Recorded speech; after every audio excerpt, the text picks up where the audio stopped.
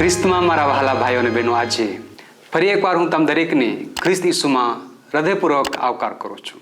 હું પાસ્ટર રવિન્દ્ર ગામિત આજે ફરી એકવાર તમને આ પ્રથમ ક્વાર્ટરના એક છઠ્ઠા અભ્યાસ પાઠની અંદર તમારો આવકાર કરું છું. અને જે પાઠ આપણને એ કહે છે ફક્ત ખ્રિસ્તમાં આત્મવિશ્વાસ.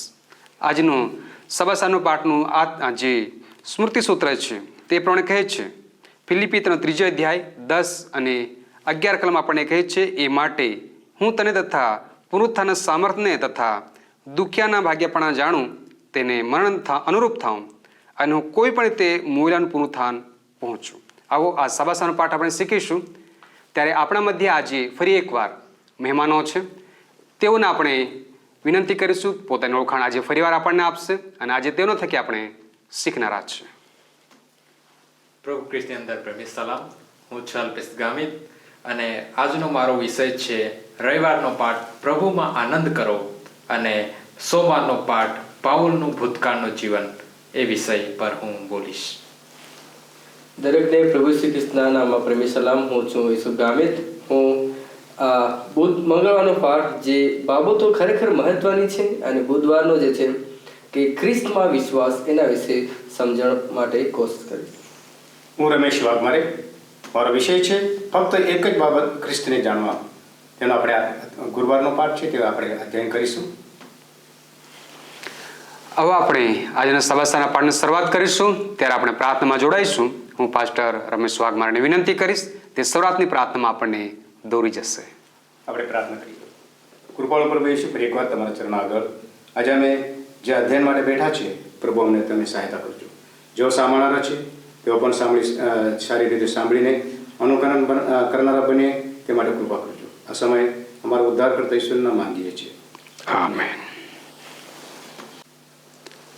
વહાલાઓ, આજે આપણે ફરીવાર સભાસાના પાઠ તરફ વધી રહ્યા છે. ત્યારે આજનો સભાસાનો પાઠ આપણને કહે છે કે ફક્ત ખ્રિસ્તમાં આત્મવિશ્વાસ. આજે આપણે તારણના વિશે આપણે વાત કરનાર છે. જે આપણે જે તારણ પ્રાપ્ત થયું છે એના માટે ઘણા ખરા લોકો વિશેષ ઘણી અલગ અલગ વાતો કરે છે. એના માટે આપણે સ્મૃતિ સૂત્ર જે વાંચ્યા છે એ ફક્ત ખ્રિસ્તના પુનરુત્થાનને લઈને જ છે. એ જે આપણા દુઃખમાં ભાગ્ય થયા છે અને એ પાઉલ એના માટે કહે છે કે હું પણ મરણરૂપ થયો. અને સાથે એ કહે છે કે અગર જો આપણે ખ્રિસ્તમાં વિશ્વાસ કરીએ છીએ તો આપણને પણ મરણમાંથી એક દિવસે પુનરુત્થાન છે. અને એમના માટે આ આશ્ચર્યકારક બાબતોમાં આપણા માટે એ કહે છે કે આપણા તારણને માટે આપણે માત્ર ખ્રિસ્ત ઈસુ પર વિશ્વાસથી જ કરી શકીએ છીએ. અને આપણે કરણી કરીએ છીએ, આપણા કામો કરીએ છીએ એ વાત છે, પરંતુ પ્રભુ આપણને કહે છે કે પ્રભુ આપણને જે તારણ આપે છે એ કરણીઓથી નથી આપ્યું, તેની કૃપાથી આપ્યું છે. અને એ કૃપા આપણને ત્યારે પ્રાપ્ત થાય છે જ્યારે આપણે એના પર વિશ્વાસ મૂકીએ છીએ કે એ ખ્રિસ્ત ઈસુ એ પ્રભુ છે.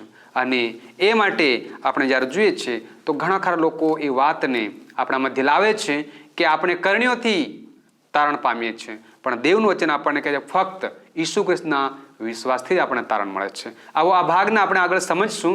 ત્યારે આપણા મધ્યે પાસ્ટર અલ્પેશભાઈ છે, તે આપણને આ વચનનો આગળનો પ્રકાશ આપણા મધ્ય લાવશે. ત્યારે આપણે તેના થકી આ બાબતને સમજીશું. આવો આપણે રવિવારના પાઠની અંદર જોઈશું. ત્યાં આપણને પાઉલ છે એ કહે છે કે પ્રભુમાં આનંદ કરો. પાઉલ પ્રેરિત છે. અહીં આગળના ભાગની અંદર જોયું ત્યાંથી હવે એક નવો વળાંક લે છે અને એ કહે છે ફિલિપી 3 અધ્યાય અને 1 કલમમાં કે પ્રભુમાં તમે વિશેષ કરીને આનંદ કરો અને દરેક પરિસ્થિતિની અંદર આનંદ કરવા કહે છે.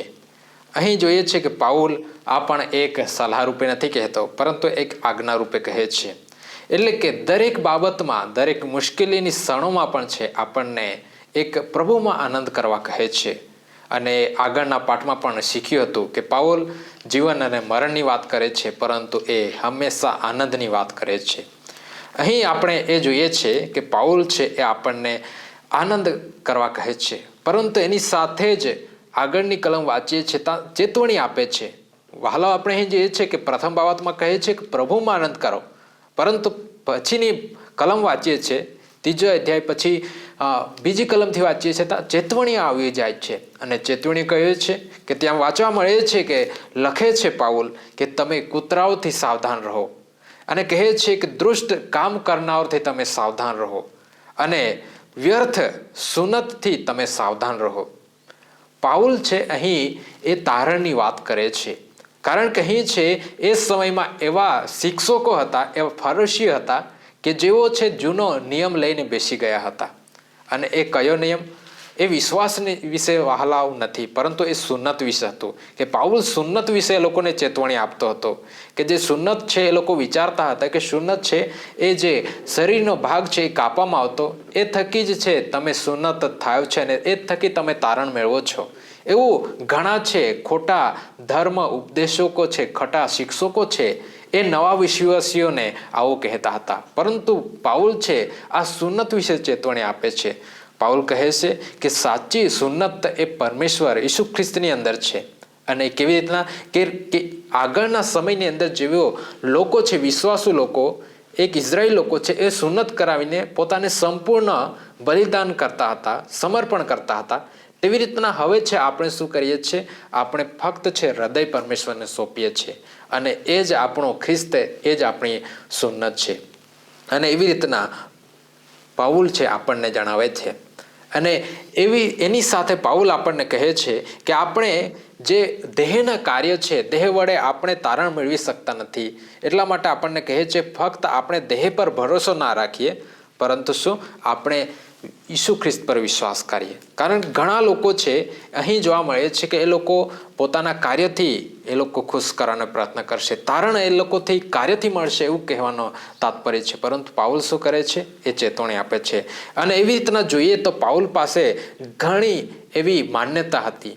એક અહીં શું કહે છે કે જેવી રીતના નોકરી માટે સીવી હોય છે, રેઝ્યુમે હોય છે, તેવી રીતના પાઉલ પાસે તો એક સારી સીવી હતી, સારી ધાર્મિક રેઝ્યુમે હતું. એના એ શું હતું કે એ છે એના તો 8મે દિવસે જન્મતાની સાથે 8મે દિવસે સુન્નત થઈ ગઈ હતી. અને એનો વંશ છે એ ઇઝરાયલ કુળમાંથી આવતો હતો, બિન્યા કુળનો એ હતો પાઉલ. અને એની સાથે એ હિબ્રુ, માનો હિબ્રુ એટલે કે ઘણો હિબ્રુવાદી હતો, હિબ્રુ ભાષા સંસ્કૃતિ એને આવડતી હતી અને એમાં નિયમશાસ્ત્રમાં પારંગત હતો અને એની ઘણી ઉત્સાહ નિયમશાસ્ત્રને લીધે હતી. એટલા માટે તો એ ખ્રિસ્તી લોકોની સતાવણી કરતો હતો અને એટલી બાબતો કે એ નિયમશાસ્ત્રના ન્યાયપણામાં દોષ રહિત હતો, એટલે કે સંપૂર્ણપણે નિયમશાસ્ત્રમાં રહેતો હતો. અને આ જ બાબત દર્શાવે છે કે પાઉલ છે પાસે એક ધાર્મિક સીવી હતી, ધાર્મિક રિઝ્યુમે સારું હતું. એ કહેડાવી શકે હું તો ધાર્મિક છું, પરંતુ ના હાલો. પછીથી વિચાર કરીએ છીએ તો જોવા મળે છે કે પાઉલ આ શ્રેષ્ઠ ડિગ્રીઓ હતી, સારું વ્યક્તિત્વ હતા, છતાં પણ શું કહેતો હતો કે આ એક દેવથી એને દૂર કરી દીધો હતો. અને આમાં એ બાબત જોવા મળે છે કે પાઉલ છે આ સગળી બાબતોને હવે છે એ વગર કામની બતાવે છે અને કહે છે કે એ બાબતો છે એને ખ્રિસ્તથી દૂર કરતી હતી. અને શા માટે? કારણ કે આ બધી લાયકાતો છે એ ઈશ્વરની પાસે લાવવાને બદલે દૂર લઈ જાય છે. દેવનું જે ચારિત્ર છે એનાથી આપણને દૂર લઈ જાય છે. એ માટે પાઉલ છે આપણને જણાવે છે અને કહે છે કે આપણે ઘણીવાર છે આ કાર્યથી તારણ મેળવવાનો પ્રયત્ન કરીએ છીએ, પરંતુ ના વહાલાઓ, આપણું તારણ છે એ ખ્રિસ્ત થકી છે. અને એટલા માટે આપણને કહે છે કે આપણે ખ્રિસ્તના વિશ્વાસ પર, ખ્રિસ્તના ન્યાય પણ વિશ્વાસ કરીએ અને આપણે એનો ન્યાય સ્વીકારીએ એમ કહે છે. આવો આપણે પાઉલના જીવન અને પાઉલ જેમ કહે છે એના પર વિશ્વાસ કરીને પરમેશ્વરના વચનો પર વિશ્વાસ કરીએ. આમેન. વહાલો, આપણે સુંદર તે પ્રભુનો વચન જોઈ ગયા છે. અલ્પેશભાઈ આપણે સુંદર તે સમજાવી આપ્યું છે કે પ્રભુમાં કોઈ પણ પરિસ્થિતિમાં આપણે આનંદ કરીએ, કેમ કે પાઉલ જે પોતાના જીવનની વાત કરે છે એ ઘણી બાબતોમાં એક દેવના વચનમાં ન્યાય ઠરવાનો યોગ્ય હોવા છતાં પણ એ કહે છે કે મારું તારણ માત્ર ખ્રિસ્તમાં જ છે, ખ્રિસ્તના પ્રેમ અને ખ્રિસ્તના થકી જ મને ન્યાય છે. આવો આગલા ભાગમાં વધીએ. આપણા મધી ઈસુભાઈ છે તે આગલા ભાગમાં આપણને દોરી જશે. સારું, આ સમય આપણે મંગળવારનો પાઠની અંદર આપણે જઈશું. અને મંગળવારનો પાઠની અંદર કહેવામાં આવ્યું છે કે જે બાબતો ખરેખર મહત્વની છે. અહીં આજનું જે આપણું મથાળું છે એ શું કહે છે કે આપણે વિશ્વાસની અંદર આપણે ફક્ત ખ્રિસ્તમાં આત્મવિશ્વાસ માટે આપણને જણાવે છે, પણ કઈ એવી બાબતો છે જે ખરેખર મહત્વની છે. અને પાસ્ટર અલ્પેશે આપણને જણાવ્યું કે પ્રભુ ઈસુને ઓળખવા પહેલાં પાઉલ જે છે એ ઘણી બાબતો પર ગર્વ કરતો હતો. અને પાસ્ટર અલ્પેશે કીધું કે એની પાસે દરેક પ્રકારની ડિગ્રી હતી, દરેક પ્રકારનું એની પાસે નોલેજ હતું, અધ્યયન કરતો હતો, પરંતુ એ જ બાબતો એને દેવથી દૂર રાખતી હતી. વહાલાઓ, આપણે જે બાબતો ખરેખર મહત્ત્વની છે એ બાબતો પર આપણે લક્ષ્ય રાખવાનું ઘણું જરૂરી છે. અહીં આજના અભ્યાસ પાઠની અંદર, મંગળવારના અભ્યાસ પાઠની અંદર ધરાવે છે કે પ્રભુ ઈસુને મળ્યા પછી તેની વિચારસરણી જે છે એ બદલાઈ જાય છે. તેણે દુનિયાની સફળતાને મહત્ત્વ આપવાનું એ છોડી દે છે અને દેવને જે મહત્ત્વનું લાગે છે એ તેને મહત્ત્વ આપવાનું શરૂ કરી દે છે. વહાલાઓ, આજે આપણે પ્રભુ ઈસુ ખ્રિસ્ત લોકોને સાચું શું છે તે જોવા માટે આપણને મદદ કરે છે. જ્યાં સુધી આપણે ખ્રિસ્તને ઓળખતા નથી, ખ્રિસ્તને જાણતા નથી, આપણે સાચું શું છે એ આપણે જાણી શકતા નથી. એ જ રીતે જ્યારે ખ્રિસ્તને જાણે છે, એની વિચારસરણી બદલાઈ જાય છે, એનું જે ગર્વ કરવાનું કારણ હતો એ ત્યાં બદલાઈ જાય છે. દુનિયાની બાબતો છે આપણને જો આંખો છે, આત્મિક આંખ આપણને બંધ કરી દેતી હોય છે, પરંતુ જ્યારે એ પ્રભુ ઈસુ ખ્રિસ્તને સ્વીકારે છે ત્યારે તેની આત્મિક આંખ ખોલે છે. અને આપણે એ બાબત જાણીએ છીએ કે દમાસ્કસના માર્ગ પર પૌલ જે અંધ બન્યો હતો, પરંતુ ત્યારે તેને સાચી સમજ મળી હતી.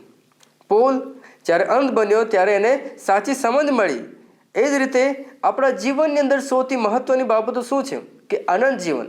જ્યારે પૌલ પ્રભુ ઈસુ ખ્રિસ્તને જાણતો ન હતો ત્યારે ઘણી એવી બાબતો હતો, તેની માટે ગર્વ કરવાના ઘણા એવા કારણો હતો, પરંતુ જ્યારે એ પ્રભુ ઈસુ ખ્રિસ્તને ઓળખે છે અને એને સાચી સમજ મળે છે, તો આપણા જીવનની અંદર કે સાચી સમજ શું છે કે જ્યારે આપણે ખ્રિસ્તને ઓળખીએ છીએ, આપણે અનંત જીવનને મહત્ત્વ આપીએ છીએ, ખ્રિસ્ત જેવું બનવાનું આપણે કોશિશ કરીએ છીએ, અને જે બાબતો મહત્ત્વની છે એના પર આપણે લક્ષ્ય રાખવાની છે. વહાલો, આ જગતની અંદર ઘણી એવી બાબતો છે જે આપણે દેવથી દૂર કરતી હોય છે, પરંતુ જે બાબતો સદા સર્વકાળ સુધી રહેનાર છે, જેમ કે સ્વર્ગીય બાબતો, એના પર આપણે લક્ષ્ય રાખીએ. બાઇબલ મુજબ શું મહત્ત્વનું છે તે આપણને બાઇબલ શું કહે છે કે દેવનું રાજ્ય આપણા માટે મહત્ત્વનું છે. એ જ પ્રમાણે ખ્રિસ્ત જેવું જીવન અને દેવની આજ્ઞા પાલન, અને આપણે પ્રેમની અંદર રહીએ અને સુસમાચાર વહેંચો અને શાશ્વત જીવન જે છે, અનંત જીવન જે છે એ મહત્ત્વનું રહેવું જોઈએ આપણા જીવનની અંદર, ના કે આ જગતની બાબતો. અને બીજો પ્રશ્ન હું આ પ્રશ્ન સાથે આ જવાબ આપવા માગીશ કે દુનિયાની બાબતો આત્મિક અંત આપણને કેવી રીતે બનાવે છે? કારણ કે સંપત્તિ, આનંદ અને ગર્વ દેવથી આપણે દૂર કરે છે, દેવથી આપણને દૂર કરે છે. જે પ્રમાણે પૌલ જે છે એની પાસે સગળી બાબતો હતી અને પ્રભુથી તે દૂર ગયો હતો. અને આપણે પૌલના પરિવર્તનથી આપણે કઈ બાબતો શીખીએ છીએ પણ હું જણાવવા માગીશ કે જ્યારે આપણે ખ્રિસ્તને આપણા જીવનનું કેન્દ્ર બનાવીએ છીએ ત્યારે આપણને સાચી આત્મિક સમજ મળે છે. અને બુધવારના પાઠની અંદર કે ખ્રિસ્તની અંદર વિશ્વાસ, અહીં પણ પૌલુસ જે ફિલિપિયન્સ તેનો 3 અધ્યાય અને 8 થી 9 કલમની અંદર આપણને જણાવે છે કે પૌલ જણાવે છે કે સાચું જીવન અને ધાર્મિકતા જે છે એ ખ્રિસ્તમાં છે. પોતાનો એ ભૂતકાળ જે એની પાસે ગર્વ હતો અને કાયદા પર આધારિત એનો ગર્વ છોડીને પૌલ કહે છે કે ખ્રિસ્તમાં રહેવું એ સાચી આઝાદી છે અને ન્યાય મેળવે છે. અને 2 કોરિન્થી તેનો 5મો અધ્યાય અને 17 કલમની અંદર જણાવવામાં આવ્યું છે કે તમારા પૂર્વજોના અનુસરણથી નહીં, પરંતુ ખ્રિસ્તના આધારે નવી રચના થવી જોઈએ. અને ફિલિપી 1:21 આપણને જણાવે છે કે મારા માટે જીવવું એ ખ્રિસ્ત છે અને મરવું લાભ છે. તો ખ્રિસ્તમાં રહેવું એટલે શું?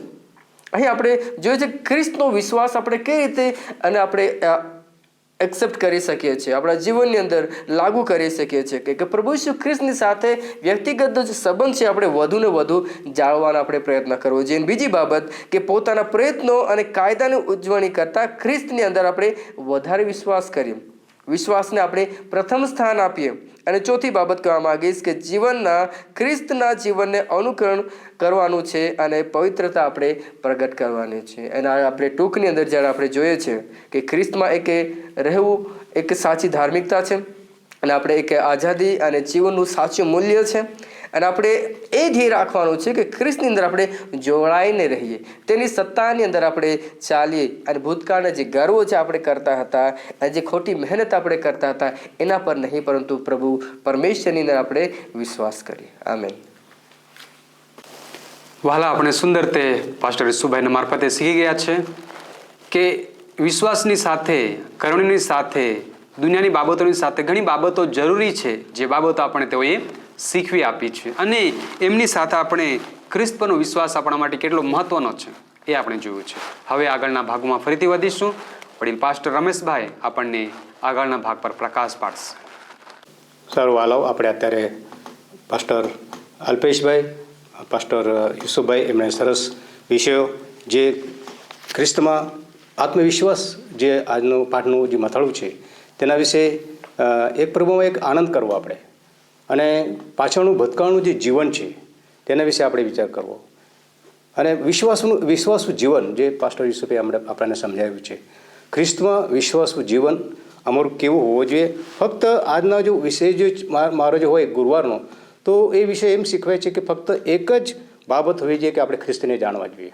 પાઉલ અહીં 3 અધ્યાયમાં ફિલિપીના પત્રને જણાવે છે, 3 અધ્યાયમાં 10-16 તમે જોશો ત્યાં પાઉલના કેટલાક મુદ્દાઓ બતાવવામાં આવ્યા છે. અને એ મુદ્દાઓ શું છે?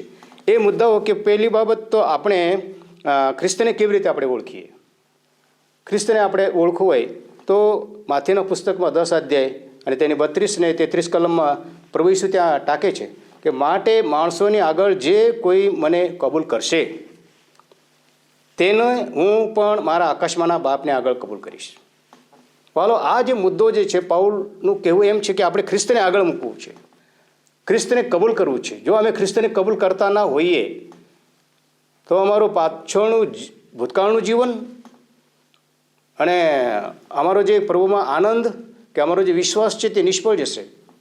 આજની વર્તમાન સ્થિતિમાં અમે ખ્રિસ્તને કેવી રીતે અમે જાણીએ? પાઉલનો એક પહેલો મુદ્દો કે આપણે કેવી રીતે તેમને ઓળખીએ તે બાબત છે. અમને ઓળખીએ અને ઓળખાણ આપીએ. 33 વચનમાં પણ માણસોની આગળ જે કોઈ મારો નકાર કરશે તેનો નકાર હું પણ મારા આકાશમાંના બાપને આગળ કરીશ. તો જેમ કે જ્યારે શિષ્યો પ્રભુ ખ્રિસ્તની સામસામે હતા, પણ તેઓ આ બધી વાતો સમજવામાં નિષ્ફળ ગયા. આજે અમારી સામે દેવના વચનો છે. આજે અમારી પાસે માથીનું પુસ્તક છે, યહોવાનું પુસ્તક છે, ફિલિપીનો પત્ર છે. એમાં અમે જાણી શકીએ છીએ કે આપણે 10 વચનમાં જો જોઈએ તો ત્યાં પાઉલ ત્યાં એક વિષય ત્યાં મુદ્દો એમ જણાવે છે, આપણે તેમને જેટલું વધારે જાણીએ છીએ આપણે તેમને નજીક આવીએ, કારણ કે આપણે તેમના પુનરુત્થાનની શક્તિ આપણે પ્રાપ્ત કરીએ છીએ. ફિલિપીના પત્ર ત્રીજો અધ્યાય ને 10 વચનમાં કહેવામાં આવે છે કે અમે કેવી રીતે, એ માટે કે હું તેને તથા તેના પુનરુત્થાનના સામર્થ્યને તથા તેના દુઃખોના ભાગ્યાપણાને જાણું, એટલે તેના મરણને અનુરૂપ થાવ. આપણાને પ્રભુ કૃષ્ણને જાણવું પડશે. આપણાને પ્રભુ કૃષ્ણને લોકોને આગળ ઓળખ આપવી પડશે. અને બીજી બાબત, અમે ઈસુના નજીક કેવી રીતે અમે આવીએ તે છે કે તેમના દુઃખ, જો અમે આ જગતમાં રહીએ છીએ તો અમે તેમના દુઃખના અમે ભાગીદાર અમારે બનવું પડશે. એ ભાગ્યાપણાને લીધે અમે દુઃખ વેઠ્યાને લીધે અમે ખ્રિસ્તના અમે નજીક આવીશું. અમે કેમ કે તે જ બાબત જે 10 વચનમાં કહે છે, તે જ બાબત કે ભાગ્યાપણું જાણું, દુઃખનું ભાગ્યાપણું જાણું. ત્યાર પછી ઈસુ આપણા માટે જેમાંથી પસાર થયા છે, જે દુઃખમાંથી પસાર થયા છે તે જાણવું અને તેની પ્રશંસા પણ આપણે કરવી જોઈએ પ્રભુની. બીજી બાબત એ થઈ કે આપણે ઈસુ પાસે કેવી રીતે નજીક આવીએ. પહેલી બાબત, આપણે ઈસુને કેવી રીતે ઓળખ આપીએ. અને ત્રીજી બાબત છે આપણું જે છેલ્લું જે ધ્યેય છે તે શું છે. આપણું ધ્યેય એ જ હોવું જોઈએ કે આપણે, પાઉલ કહે છે ફિલિપીના પત્રમાં 3 અધ્યાય 14 વચનમાં, ખ્રિસ્ત ઈસુમાં દેવના સ્વર્ગીય ઇનામને વાસ્તે. આપણું ધ્યેય એ જ છે કે પ્રભુએ આપણાને જે ઇનામ આપણાને રાખી મૂક્યું છે આપણા માટે, તે આપણે પ્રાપ્ત કરીએ. અને એ ઇનામ આપણે નહીં પણ બીજાને પણ તે ઇનામ આપણે આપવા માટે તૈયાર બનીએ. કેમ કે ખ્રિસ્ત તેમના મૃત્યુ અને પુનરુત્થાન દ્વારા સ્વર્ગમાં ઉપર ચડ્યા. દેવ આપણને સમાન સ્વર્ગીય પુરસ્કાર, અનંત જીવન પ્રાપ્ત કરવા માટે આમંત્રણ આપે છે. તો અમે પણ બીજાને આમંત્રિત કરીએ. અમે કેમ કે ખ્રિસ્તને આપણે સાક્ષી આપીએ, ખ્રિસ્તને આપણે કબૂલ કરીએ, ખ્રિસ્તને આપણે ઓળખ આપીએ, ખ્રિસ્તના નજીક આવીએ અને ખ્રિસ્તનો ધ્યેય આપણે પ્રાપ્ત કરીએ. પણ સ્વાભાવિક છે કે જેમ કે અત્યારે પાસ્ટર યુસુફે એમણે કહ્યું કે ત્યાં પાઉલ પણ ઉમેરો કરે છે કે હું પણ અપૂર્ણ જ છું. ત્યાં પણ સ્વાભાવિક છે કે આપણે હજુ સુધી તે પ્રાપ્ત કર્યું નથી. પણ ફિલિપી 3:21 એમ કહે છે કે તે જે સામર્થ્યથી સર્વને પોતાને આધીન કરી શકે છે તે પ્રમાણે આપણી અધમાવસ્થામાંના શરીરનું એવું રૂપાંતર કરશે કે તેના મહિમાવાન શરીરોનું જેવું થાય.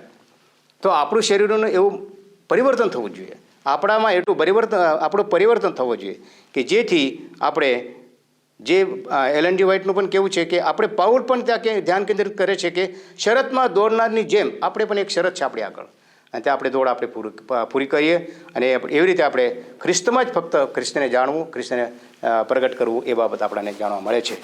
આમેન. સર્વ સમય દરમિયાન આપણે વડીલ રમેશભાઈના માધ્યમથી સુંદર બાબત શીખ્યા કે આપણે મહત્વનો ભાગ આપણા જીવનનો એ છે કે આપણે ખ્રિસ્તને જાણવાની કોશિશ કરીએ, જેમ પાઉલે જાણવાની કોશિશ કરી અને ત્યારે એને ખબર પડ્યું કે એના જીવનની અંદર જે કંઈ મેળવ્યું હતું એ કશું કામનું નહોતું, ખ્રિસ્ત એના માટે મહત્વનો હતો. તો આવો આજે આપણે ખ્રિસ્તનો વિશ્વાસ છે એને આપણે બરકરાર રાખીએ. આ સમય દરમિયાન હું આપણા વિશેષ મહેમાનોનો આભાર માનીશ કે તોએ સુંદર સારા સરળ એવા શબ્દોમાં આપણને સમજાવી આપ્યું છે. મને વિશ્વાસ છે તમે સારી પેઠે સમજ્યા છો. એ સાથે તમે દરેકનો હું આભાર માનીશ કે તમે હમણાં સુધી વિડીયો જોઈ રહ્યા છો અને જ્ઞાન તમે પ્રાપ્ત કર્યું છે. ત્યારે હું વિશેષ વિનંતી કરીશ કે આ વિડીયોને જ્યારે તમે જોઈ રહ્યા છો ત્યારે આ વિડીયોને તમે લાઈક કરો, આ ચેનલને તમે સબસ્ક્રાઈબ કરો અને એકબીજાને તમે શેર કરો અને એમની સાથે આ બેલ આઇકન છે ને તમે દબાવવાનું ભૂલશો નહીં, જેથી કરીને આવનાર જે વિડીયોના નોટિફિકેશન છે તે તમને મળતા રહેશે. અને જો તમે અમારી પાસેથી કે વધુ જાણવાની માહિતી રાખો છો તમે કોમેન્ટ બોક્સમાં લખી શકો છો, અમે તેનો જવાબ આપીશું. અને કંઈ વધુ તમે જાણકારી મેળવવા ઈચ્છો છો તો તમે અમને લખી શકો છો. તમે digitalwiu@gmail.com એના પર લખો, અમે તમને ચોક્કસ જવાબ આપીશું. આવો આ સમય દરમિયાન આપણે અહીં આ ભાગને પૂર્ણ કરીશું. ત્યારે આપણે છેવટની પ્રાર્થનામાં જોડાઈશું. આપણા પાસ્ટર અલ્પેશભાઈ છે, આપણે છેવટની પ્રાર્થનામાં દોરી જશે. આવો પ્રાર્થના કરીએ. પવિત્ર પવિત્ર અતિ પવિત્ર અમારા સ્વર્ગીય પિતા, તમારા નામને ધન્યવાદ આપીએ છીએ. આ સુંદર તેમજ પ્રભુ આત્મિક ભોજન માટે આભાર માનીએ છીએ. આ અભ્યાસ થકી સુંદર મર્મ તેમજ આત્મિક વચનો અમે શીખ્યા છે. આ વચનો અમને સમજવા માટે શક્તિબળ તમે પૂરું પાડ્યું એ માટે તમારા નામને ધન્યવાદ કરીએ છીએ. પ્રભુ, અમારી સાથે દરેક જે વિશ્વાસુ લોકો આ અભ્યાસને જોઈ રહ્યા છે એ દરેકો અમે આ વચનો સમજી શકીએ અને આ વચનો અમારા જીવનની અંદર ઉતારીએ અને પ્રમાણે ચાલીએ એ માટે પ્રભુ તમારું સામર્થ્ય છે અમને દરેકને આપજો. ફરી વખત આ સમય તમે આપ્યો છે એ માટે આભાર માનતા આ પ્રાર્થના ઉદ્ધારકર્તા ઈસુ ખ્રિસ્તના મધુર નામથી માંગીએ છીએ. આમેન. વહાલાઓ, આવતા અઠવાડિયે આપણે ફરીવાર એક નવા સભાસારના એક નવા વિષયની સાથે મળીશું. ત્યાં સુધી પ્રભુ તમ દરેકને તેની શાંતિ અને તેના આનંદમાં રાખો અને દેવની કૃપા, દેવનું મુખનો પ્રકાશ અને તેની શાંતિ તમ દરેકની પર બનાવી રાખો. આમેન.